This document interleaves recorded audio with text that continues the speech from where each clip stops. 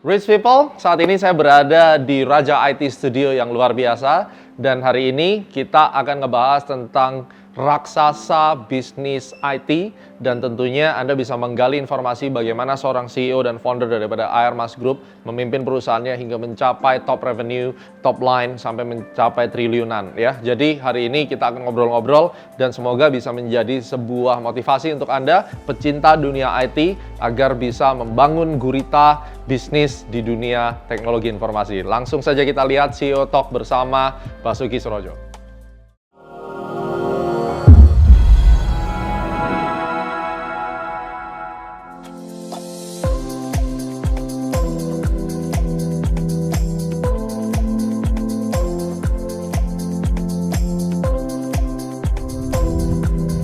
Rich people, langsung saja Kobas. Luar biasa. Terima kasih. Thank you Kobas sudah datang ke Yeah. sini. Beliau adalah CEO and founder daripada Airmas Group. Jadi hari ini di CEO Talk, Anda merupakan sosok inspiratif dan dari kaum milenial yang aktif di bisnis IT. Kebetulan saya merupakan salah satu member Anda di zaman tahun 2002 dulu waktu saya masih SMA.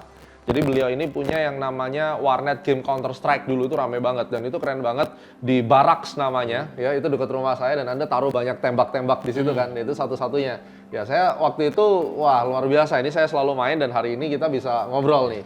Ya, kita akan di Kelampis ya? Kelampis, Kelampis itu tahun 2000-an. Nah, ini yang kita mau gali supaya nanti rich people bisa mengerti bagaimana bisnis IT itu bisa menjadi sebuah kesempatan ya. Mereka bisa mendapatkan opportunity daripada hobi mereka di dunia IT ya. Oleh karena itu kita akan coba menggali tentang grup ini karena saya lihat ini luar biasa banget. Diversifikasinya lumayan luas dan lini bisnisnya kayak konglomerasi nih, tapi semuanya bersenter di IT ya. Boleh diceritain dulu waktu awal kan saya lihat you fokusnya ke warnet nih. Terus kemudian retail banget. Kok tiba-tiba sekarang bisa bermain di networking, IT dan seterusnya? Nah, jadi waktu pertama kali kan saya mulai itu kan di warnet. Jadi yang namanya pengusaha pasti punya feeling dong. Ya. Nah, ini bisnis kok nggak akan panjang ini. Waktu 2006 tuh saya jual. Close ya? Nggak, jual ke pemain warnet saya. Oke. Kalau nggak salah saya jual 2005 atau 2005 saya jual, dia ngelanjutin 2 tahun. Nah, jadi waktu itu kan saya sempat kerja sama orang tua saya, tapi kurang lebih 3 bulan kena depresi. Dari situ nganggur, sering di atas warnet dulu di sini. Ini kan dulu warnet barak juga di Jakarta. Di cabang Jakarta, oke. Lantai 2-nya saya buka biliar, sering nongkrong, ada temen datang, nawarin. Lu mau nggak bisnis pengadaan barang dan jasa? Gimana? Di pemerintah. Main apa? ATK. Nah, awalnya saya tolak, karena bingung waktu itu ATK kan. Ya. 2000 November 2007 saya ambil peluang itu, saya dapat pekerjaan alat tulis kantor 20 juta di Kominfo. Terus saya pelajarin, wah ini bisnis kelihatannya kok jangka panjang ya. Waktu itu masih ATK. Terus akhirnya pertama kali menang tender itu 2008, saya 250 juta di Bappenas. Masih ATK, tapi ada tonernya. Toner komputer ini yang bikin saya mikir waktu itu, wah ini kelihatan bisnis kok jangka panjang. Nah itu mulai main dari ATK plus toner. Toner itu tinta printer tinta. SP. Dari situ baru 2000 itu berjalan berapa lama, saya tinggal tuh, saya nggak lanjutin ATK-nya, saya fokus di tinta, toner, printer. Wow. SP aja. Karisma itu termasuk distributor gede dong? Karisma itu kayak saya. Sama ya, berarti kompetitor. Kompetitor. Stefani ya? Iya, betul. Karisma itu. Ya. Nah, awalnya kan dari B2C, terus sempat B2B atau langsung B2G? Saya langsung B2G. Wow, ini nggak gampang loh. Langsung B2G. Enak main B2G? Menurut saya enak, karena memang saya di situ. Orang pasti lihat rumput tetangga lebih hijau. Kalau saya lihat B2C lebih enak. Tapi masing-masing kan punya keahlian, punya feeling. Ya kan, kalau saya memang di B2G seneng.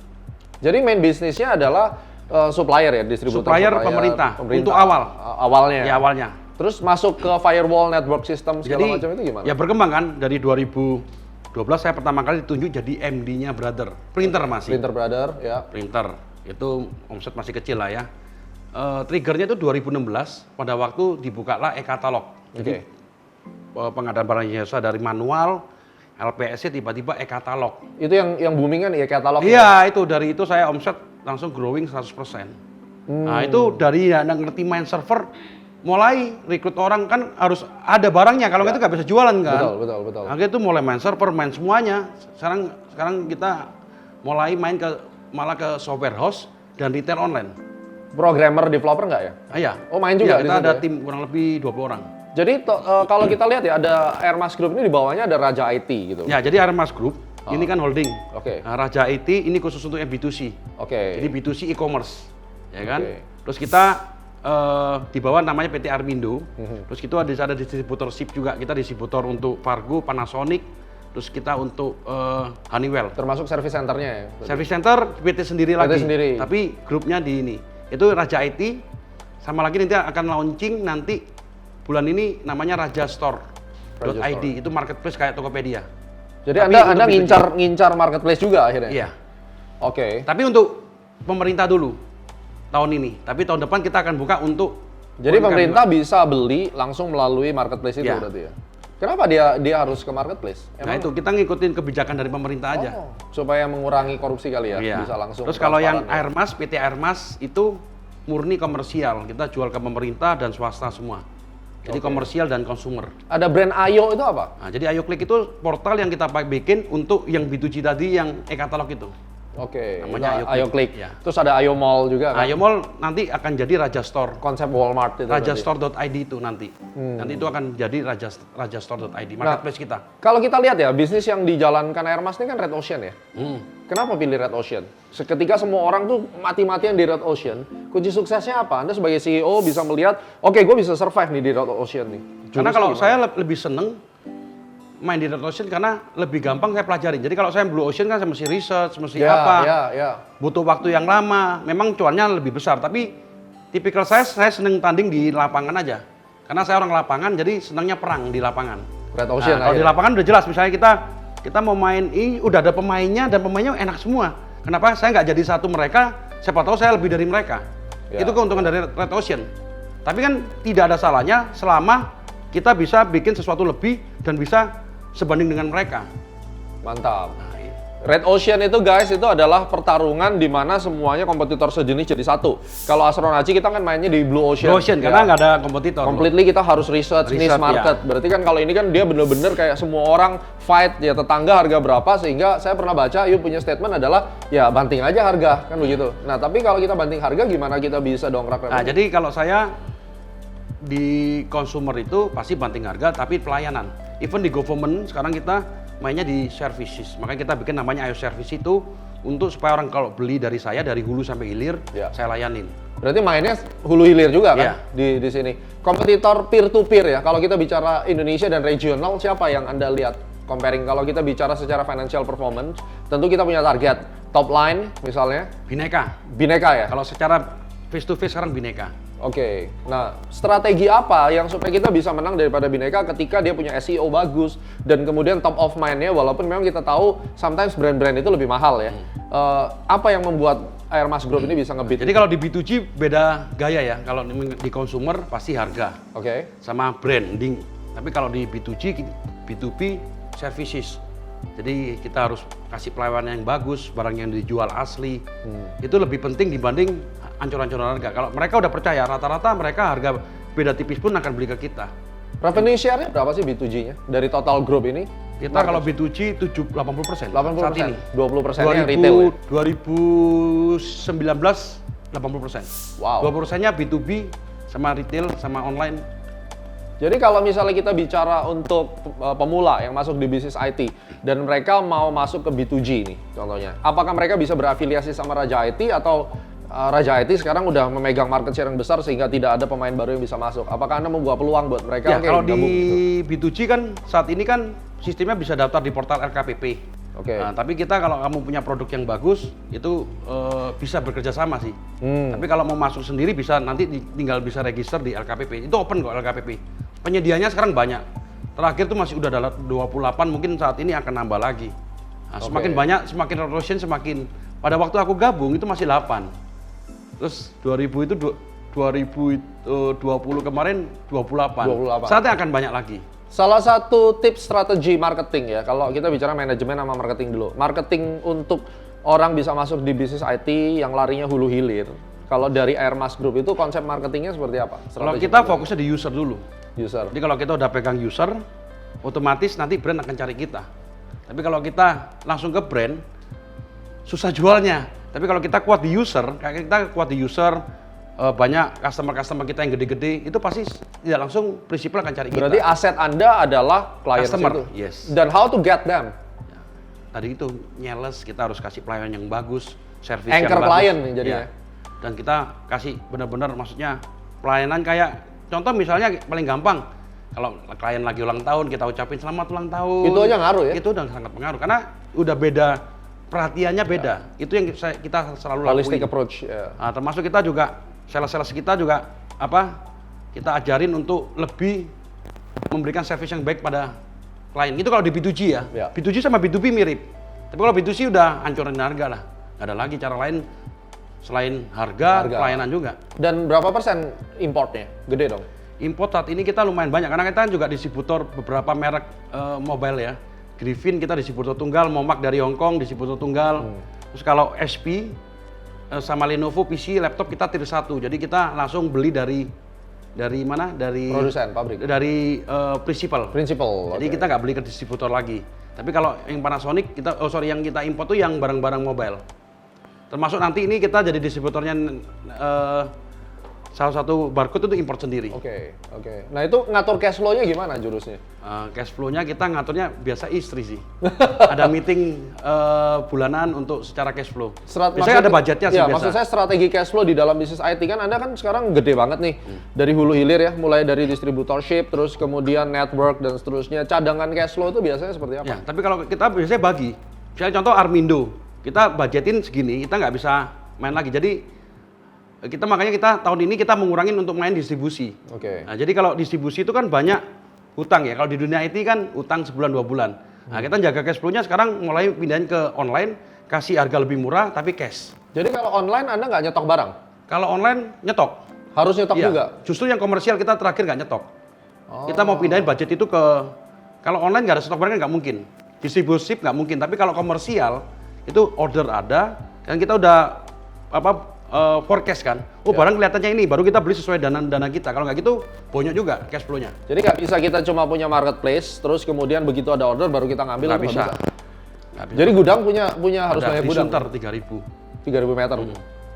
Untuk ngatur inventory ya harus predik dong ini yang bakal. Sekarang kita udah pakai yang Microsoft itu, warehouse management systemnya. Kalau dulu kan masih manual, sekarang udah mulai gabung sama ERP kita, udah pakai sistem udah. Itu yang mempermudah. Dengan adanya teknologi 5.0, apa peluang yang bisa didapat nih? Anda 5.0 belum dapat ini ilmunya nih. Apa 5.0? Jadi 5.0 ini kan sekarang kalau misalnya kita ngomong dari marketing ya. Marketing 4.0 itu kan diperkenalkan oleh Philip Kotler bahwa teknologi itu pegang peranan 100% atau mungkin 80%. Tapi ternyata dilihat bahwa sometimes ada industri-industri yang tidak siap sehingga harus menggabungkan di dalam 5.0 itu humanity and technology. Nah, salah satunya sekarang ada industri yang memang sama sekali tidak bisa kalau tidak ada manusianya. Dan kemudian justifikasi terhadap big data untuk menyaring noise itu kan tetap harus manusia. Bagaimana Anda mempersiapkan itu? Apakah dari software development atau? Jadi kalau menurut saya, kalau yang saya paham, tapi tetap aja menurut saya human SDM itu sangat penting. Ya. Jadi kalau kita rekrutnya SDM yang kacangan ya hasilnya jelek. Teknologi pun nggak ada gunanya. Nggak ada gunanya, tapi justru dengan teknologi. Contoh misalnya kita punya satu portal yang mungkin penyedia lain nggak punya, itu kita bisa bekerja secara online. Itu waktu itu visi perusahaan saya, membuat perusahaan saya terkoneksi secara online. Jadi partner-partner saya itu bisa kerja, even waktu kemarin COVID, itu saya udah nggak kelimpungan karena saya udah persiapan itu 1 tahun sebelumnya. Jadi karena itu bisa kerja dari rumah. WFH ya. Ya kita namanya portal namanya IO Work, tapi untuk internal. Itu sistem manajemen. Sistem manajemen untuk semuanya barang semua kita bikin sendiri dari nol. Dan itu partner kita yang di Medan dimanapun bisa pakai secara online. Kalau hari ini nih saya kasih 300 miliar, saya ambil dari market. Ekspansi apa yang kira-kira bisa meledakkan Airmas Group? Retail. Anda akan fokus kemana? Retail. Bukan B2G lagi? Enggak. Kan B2G saya udah merasa udah terlalu besar. Mentok sudah di situ. Saya mau cari retail, makanya saya branding Raja IT. Oh. Tujuan saya tahun lalu branding itu tujuannya saya akan masuk ke ranah retail online. Jadi bener-bener head to head, peer to peer sama Bineka itu ya? Itu tahun berapa proyeksinya you akan Tahun ini kita rencana mau buka dulu, gedein dulu toko kita yang di Bekasi. Setelah itu kita bikin sistem yang rapi, ya toh, cloning, cita-cita saya punya toko di semua provinsi, nggak hanya provinsi tapi kabupaten. Untuk toko komputer IT semua ini? Tapi itu hanya retail online ya, jadi kalau retail online dia bisa beli online, ngambil barang di situ. Oke. Termasuk servisnya juga. Jadi kayak Tokopedia kalau rusak kan bingung. Benar. Kita mau bikin satu marketplace integrated sama servisnya. Itu nanti pakai Raja IT ya? Iya. Kenapa berani banget bikin itu? Emang net profit marginnya gede setahun? Kalau bisnis industri kayak gitu? Kalau net profit di dunia IT tahu sendiri, tapi kalau di B2G dan B2B lumayan. Tapi kalau di consumer tau lah, Doremi. Makanya tetap kita kan B2G tetap kita pertahanin untuk subsidi aja. Subsidi silang ya. Cuma ke depannya Anda forecast 5 tahun ke depan dengan katakan 3% net profit margin itu bisa nggak bisa. Nggak bisa, harus di atas itu. Makanya B2G, B2B tetap. Jadi average aiming berapa? Kalau kemarin kurang lebih aiming net di 5%. 5%. Dengan top line berapa triliun? Target kita sih kapannya kepinginnya 2 triliun. 2 triliun ya? Bisa capai melalui dan B2B. Harus gabung. Kalau sendiri nggak bisa. Dengan 2 tahun ke depan katakan COVID masih ada. Apakah itu menjadi obstacle atau ada obstacle lain? Obstacle. Kalau dengan masih COVID belum bisa. Karena kalau orang COVID pasti jatuhnya kan online. Nggak mungkin ke retail lagi. Nah, B2G juga mulai banyak pesaing juga kan. Nggak cuma dikit lagi, dengan barang-barang lebih kompleks kan. Dan semakin banyak kompetitor, untungnya semakin tipis. Percuma punya toko dong berarti. Berarti sementara strateginya perkuat online jaringannya, baru dan nanti branding nama Raja IT. Nama Raja IT. Cara brandingnya gimana nih? Kalau kita ngomong brand management. Sosmed. Iya. Makanya dijulukin Raja IT kan. Raja IT. Itu awalnya orang lihat, wah Basuki kepingin terkenal banget sih Raja IT. Padahal enggak, memang itu tujuan saya untuk branding. Branding, trademarknya kalau saya dibuat Raja IT ngapain? Yang lebih hebat dari saya banyak kok. Tapi orang sekarang taunya Raja IT saya dan usaha saya. Kita lihat ada beberapa contoh ya yang buka di mall-mall, kayak dulu ada Pasia gitu. Kebetulan itu ownernya teman kita juga. Bu Sheni. Iya, Bu Sheni. Sama Pak Kurniawan itu kan temen dia kebetulan belajar di CET. Tapi ada kena gelombang, akhirnya dia nggak bisa survive. Sebenarnya kunci supaya nggak kena badai dan akhirnya kepukul mundur itu apa sih? Menurut saya kesabaran dan sistem ya. Mungkin waktu itu Pasia ngejarnya beda. Dia mungkin ngejarnya IPO. Kalau saya ngejarnya untung. Nanti kalau dengan untung mau IPO itu rezeki tambahan. Tapi saat ini saya ngejarnya adalah branding untung dulu, profit. Setelah itu sistem saya kuat. Itu dulu. IPO nggak IPO nanti urusan nomor 2. Ada rencana IPO? Memang rencana. Ada rencana ya, digedein dulu ya. Makanya kita mau masuk ke retail online itu. Gara-gara itu. Nah, nanti yang mau di IPO-in Airmas Group-nya atau Airmas Group. Nah, waktu kita maintain nih sebagai saran buat pemula. Pada saat mereka mau, gue udah sekolah, udah kuliah IT dan seterusnya. Sebagai orang yang punya passion IT, saran dari Kobas tuh mereka kalau mau masuk di bisnis ini, paling enak tuh bisnis mana dulu sih? Paling enak ya sekarang kalau sekarang ya supplies, printer, jadi jualannya di online. Enggak, reseller. Itu paling gampang. Dimulai dari itu ya? Itu aja. Karena saya mulai juga dari itu. Justru yang kayak programmer, network solution kayak gitu-gitu. Nah, itu lebih gampang lagi. Kalau lu bisa bikin program, bikin software, lu bisa jual langsung. Nggak perlu modal. Kan modal lu di otak. Tapi kan susahnya apa? Itu kan benar-benar lu harus cari software yang sangat bisa dipakai. Kalau bikin software nggak ada yang pakai sama aja bohong. Dan Airmas ada bikin software juga? Saya ada bikin. Untuk apa? Software? Kita rencana kemarin untuk yang tadi IOWork tetap. Kita bikin software namanya nanti Ayo Kreasi. Jadi kita untuk marketplace untuk IP Indonesia seperti itu. Marketplace-nya. Kita tahun launching kelihatannya akhir tahun ini. Jadi kita nyediain marketplace tapi IP ya. Jadi orang-orang misalnya bikin kayak IP intellectual property kayak Likeman kayak apa itu nanti bisa jualan di situ. Anda nyediain software untuk marketplace-nya, desainin buat orang-orang itu? Enggak, kita nyiapin portalnya. Supaya orang-orang itu nanti bisa di sini, nanti kita bisa bantu jualin ke orang lain. Nah, ini menarik.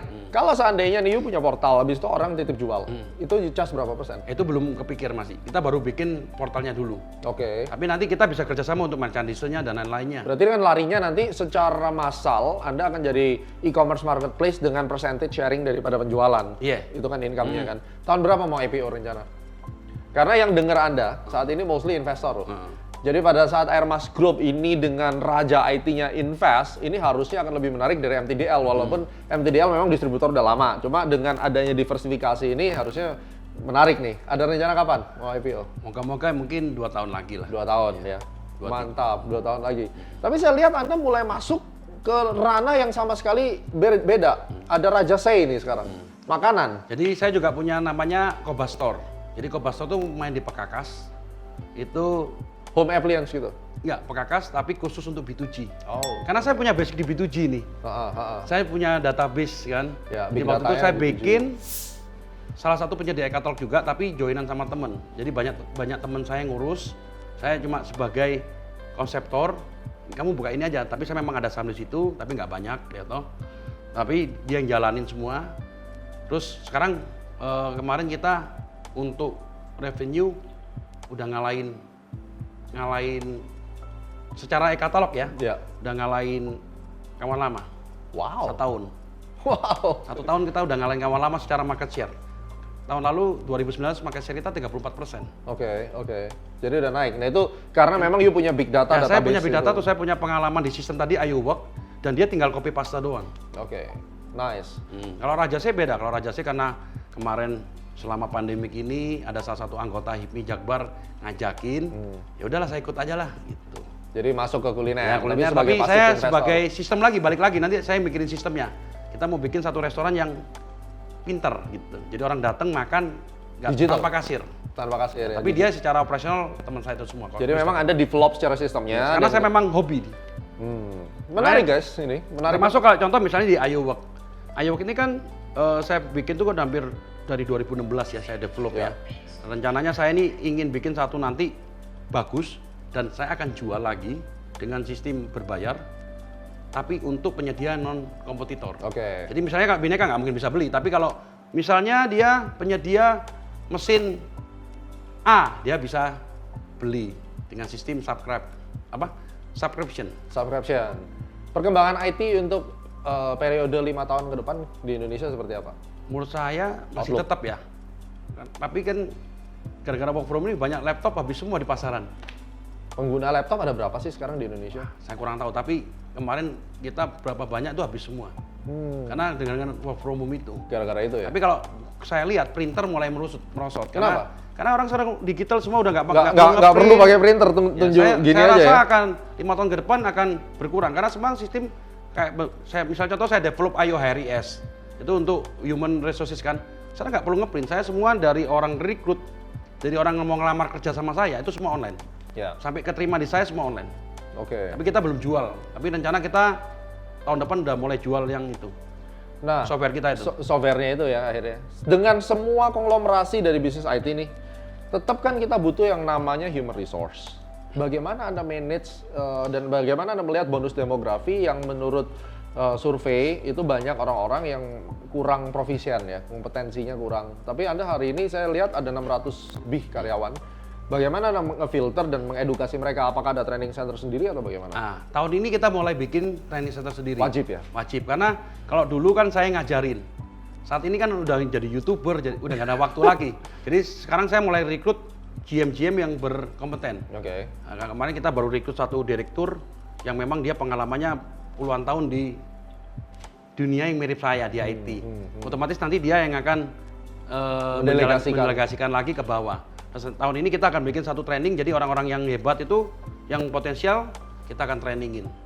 Menjadi masalah nggak sih human resource di Indonesia, di IT? Sangat. Itu teman saya selalu bilang, you pay not, you get monkey. Itu udah pasti bener. Terkadang kita bayar mahal, misalnya gaji 60 juta, ya kan, nggak bisa kerja apa-apa. Oh my God. Solusinya apa nih kalau kayak begini? Ini kan hancur nih. Ini yang saya selalu ngomong, bahwa rekrutmen itu just feeling. Even saya yang rekrutnya ada 4 kandidat. Saya udah pakai, saya baca buku kan, kalau ngerekrut itu harus lebih dari 3 orang supaya tidak subjektif. Ya. Saya ajak GM saya ajak satu lagi asisten saya. Dari 4 itu kamu pilih siapa? Ini, oke. Udah ditentukan ini. Ya. Itu aja masih salah. Wow.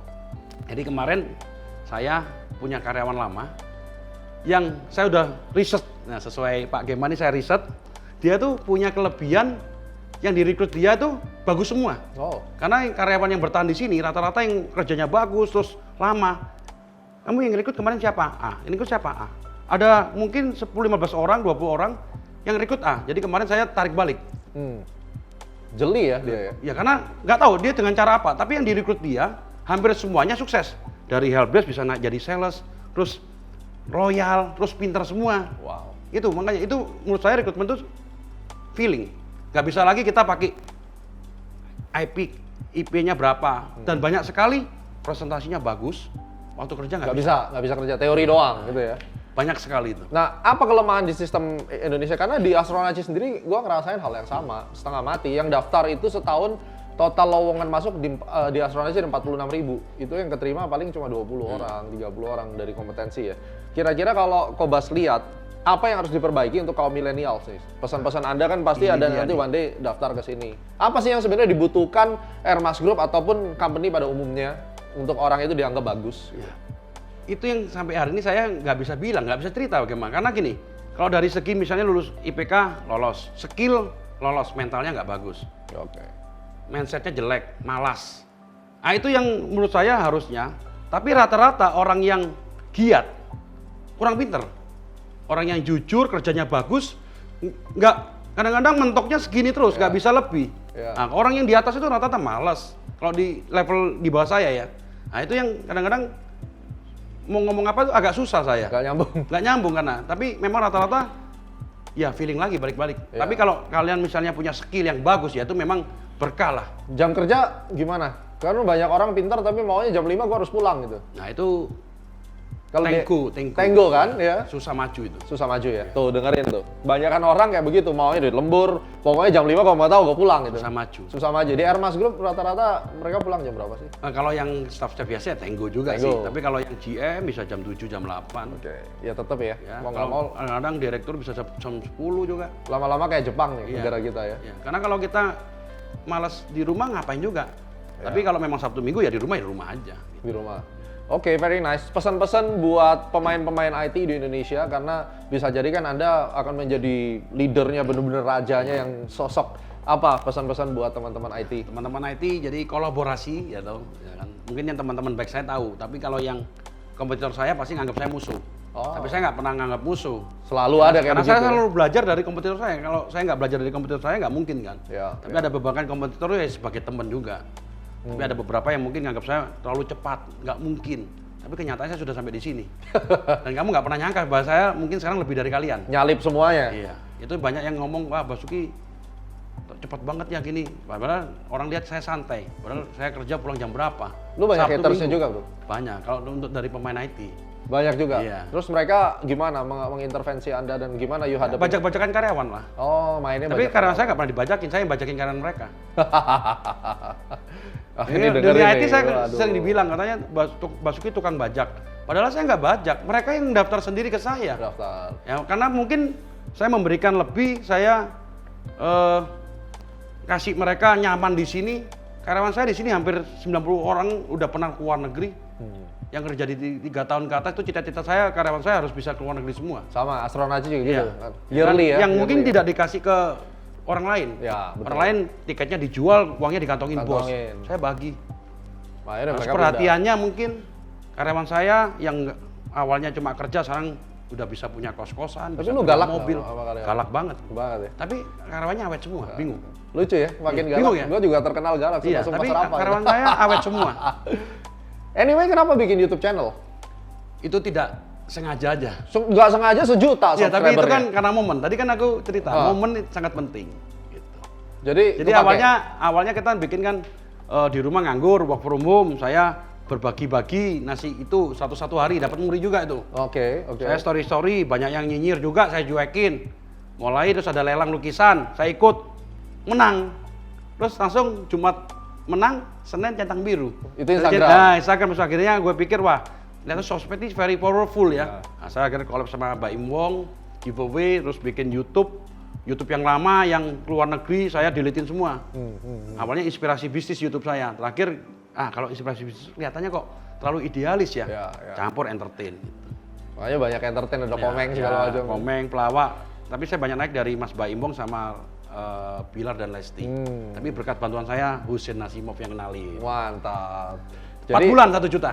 4 bulan 1 juta. Wow, applause guys. Jangan lupa loh di-subscribe loh. Ya, jadi Kobas ketikanya Kobas. Udah terkenal, nggak perlu disebutin. Jadi luar biasa pengalamannya. Sebagai seorang CEO dan founder, Anda kerja mati-matian tentunya. Pasti. Dan Anda bisa menyalip semuanya. Dan kita berharap nanti Indonesia bisa memiliki sebuah icon IT yang transparan, yang lebih user friendly. Karena selama ini kan IT kesannya tinggi banget. Dan saya ngelihat pembawaannya Qobas ini kan kayak anak muda banget. Jadi IT itu lebih dekat dengan millennials gitu ya. So, kita tunggu nanti IPO-nya. Kalau misalnya IPO nanti saya datang lagi, kita ngobrol tentang prospektus dan seterusnya. Oh, pasti. Dan kita mungkin Tapi bisa, kalau IPO pun saya akan membuat sesuatu perusahaan memang benar-benar harus. Dan mudah-mudahan saya bisa jadi underwriter-nya nanti. Amin. Oke, Rich People, inilah CEO Talk bersama Qobas. Sukses selalu, Qobas. Terima kasih. Thank you very much. Thank you. Oke, sampai ketemu di CEO Talk berikutnya.